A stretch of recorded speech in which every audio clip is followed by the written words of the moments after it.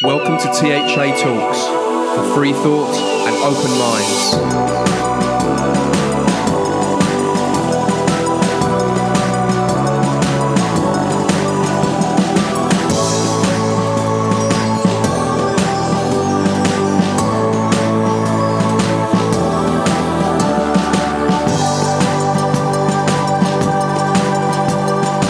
Greetings and salutations, seekers from across the airwaves and across the pond. Welcome to this special direct-to-YouTube edition of THA Talks. My name is Seana Collins, and I will be flying solo for today's conversation again. But first, let me address a particular concern. As you know, with THA Talks, we like to provide a variety of discussions on topics that will interest you, our listeners. From spirituality, history, alternative and accepted, philosophy, current events, and past conspiracies, we try to deliver a sample of different opinions and ideas in order to personify our motto of free thoughts and open minds. So while the gentlemen were away on stage doing Shakespeare tonight, I have indulged in some of my favorite topics, aliens and astrology, quite a bit. And I want to let you know that we will be broadening our horizons once again as Paul and David get back into the production schedule. For this episode, however, we are going back to Stefanie James, our resident astrologer, to look at a subject that has been burning up social media and causing some serious debates. We're looking to correct some misconceptions about the changing symbols of astrology. So we hope that this helps to alleviate any concerns. In short, don't panic. Your astrology tattoo is fine. You won't be changing from Gemini to Taurus or Cancer or Pisces to Aries, anything like that. Stefanie is going to explain and hopefully clarify the situation for us. So without further ado, let's roll on through and speak with Miss Stefanie James.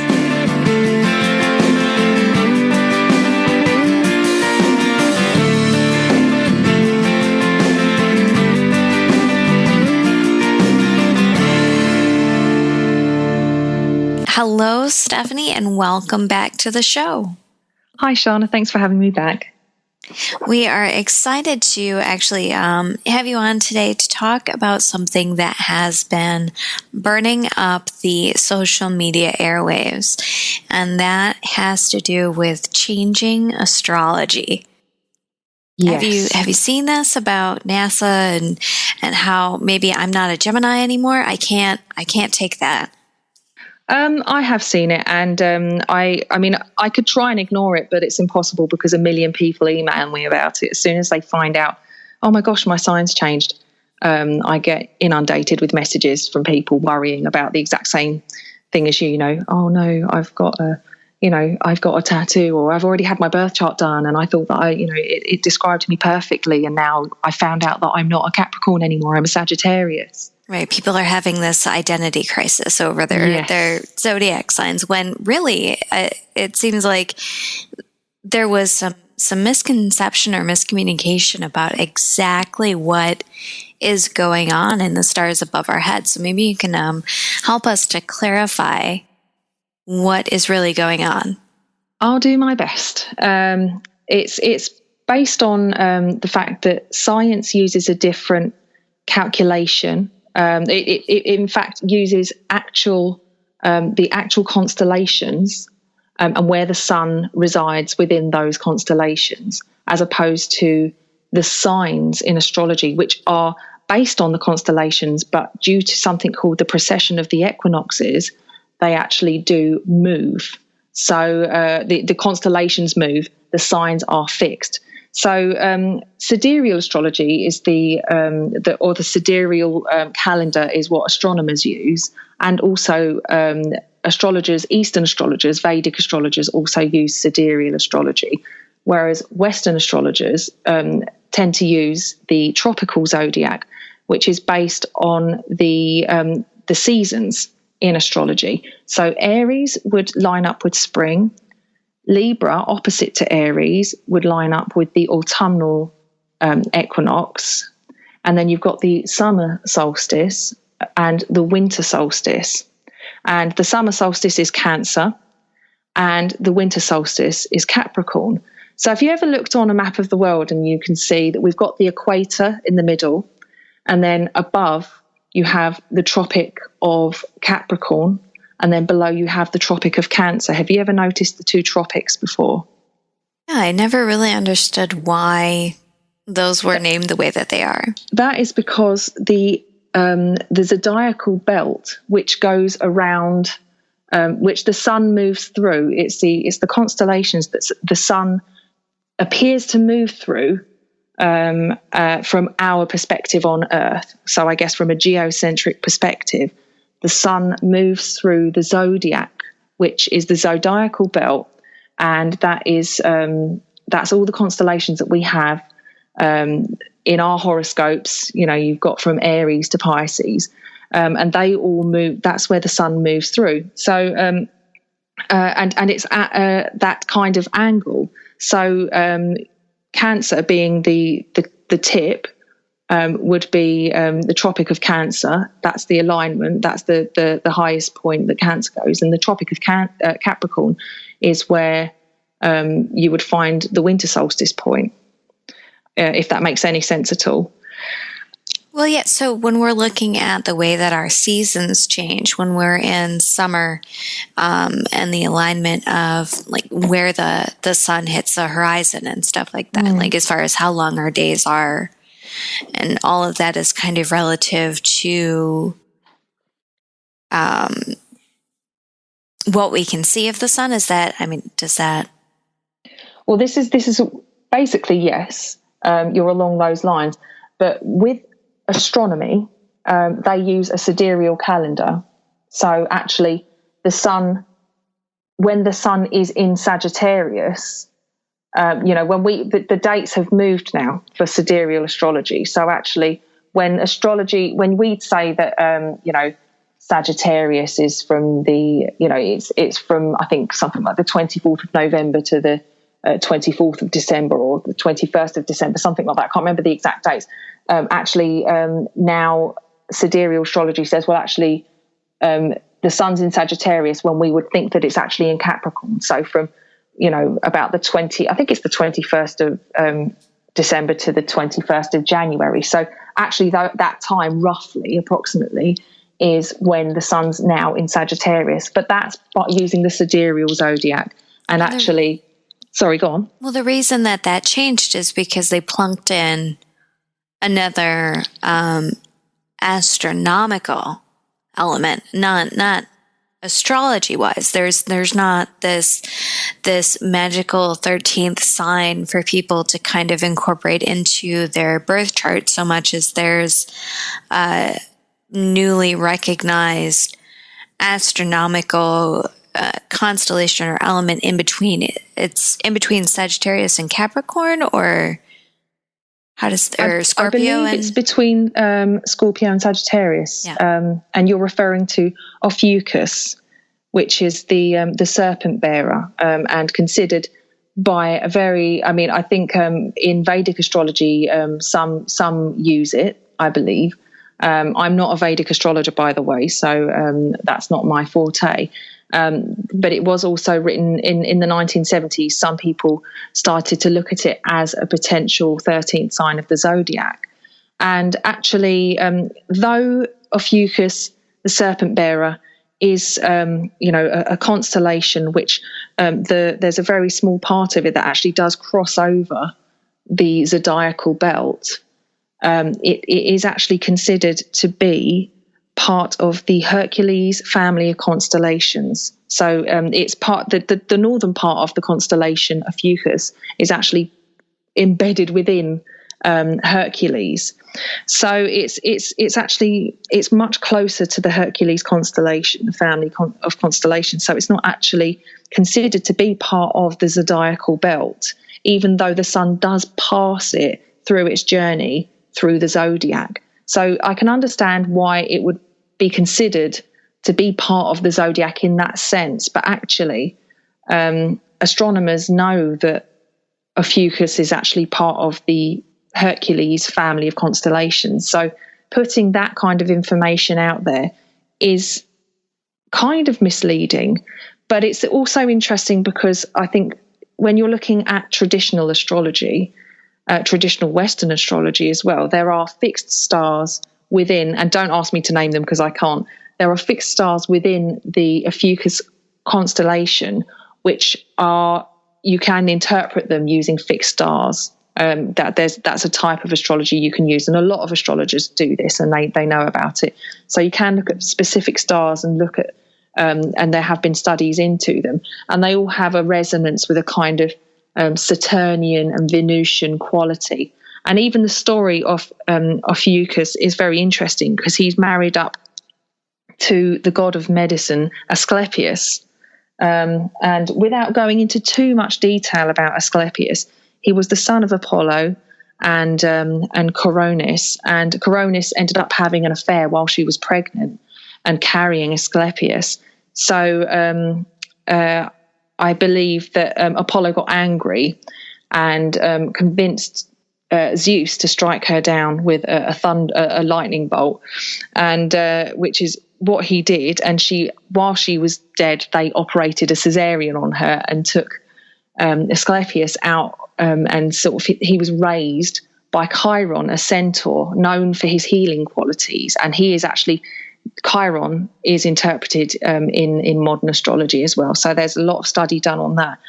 Interestingly, he was a healer, and he brought Asclepius up to be a master doctor, healer, god of medicine, and he then became godlike. He was a demigod. So Asclepius does have an important place in mythology, and he is considered very healing, but he isn't necessarily going to be considered within the zodiac as a 13th sign, because even though the sun does pass part of that constellation, it's not entirely passing it, the entire thing. And it, like I said before, it is definitely slightly more bunched up towards the Hercules family rather than the zodiacal belt. So that's an interesting one, because that does get brought up quite a lot, actually, Seana. So a lot of people think that Ophiuchus is actually the missing one that completely makes astrology completely a load of rubbish. And it's something that I think is more. I think people should really look into astrology. It's difficult to know where to start, but if you want to at least understand something like precession, or different types of astrology like sidereal and tropical, just buy a book like Astrology for Dummies or Astronomy for Dummies, and just look up the word sidereal in the index and see if you can find it, and just look for yourself and start with real basics. If you're interested enough in astrology to be worried about the fact that you've got the wrong tattoo, it might be worth actually looking in a bit deeper. Yeah, and having a better understanding of the differences between astronomy and astrology. I think that a lot of times we'll get the kind of Cliff Notes versions of this study, and for lay people like myself that have not gone through the training to understand how these different elements react and interact within your birth chart, when, say, NASA comes out and says, oh, well, Pluto's not a planet, and Chiron appears, and now we have this 13th element to consider, it's really confusing for people outside of the realm of understanding for a lot of this. But so basically, people can relax as far as their symbolism goes. If they've had their birth chart done and read, then they can rest assured within that.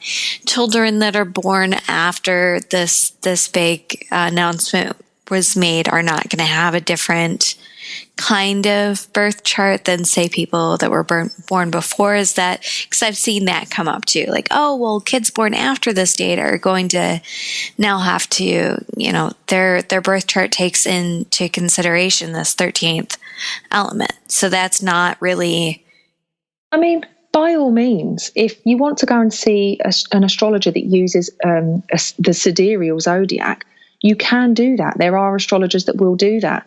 If you're not comfortable being, a Gemini, and you'd actually quite like to go and have a look at your new sign, by all means, go and see an astrologer that uses the sidereal zodiac. You can do that, and it's very much practiced in the East.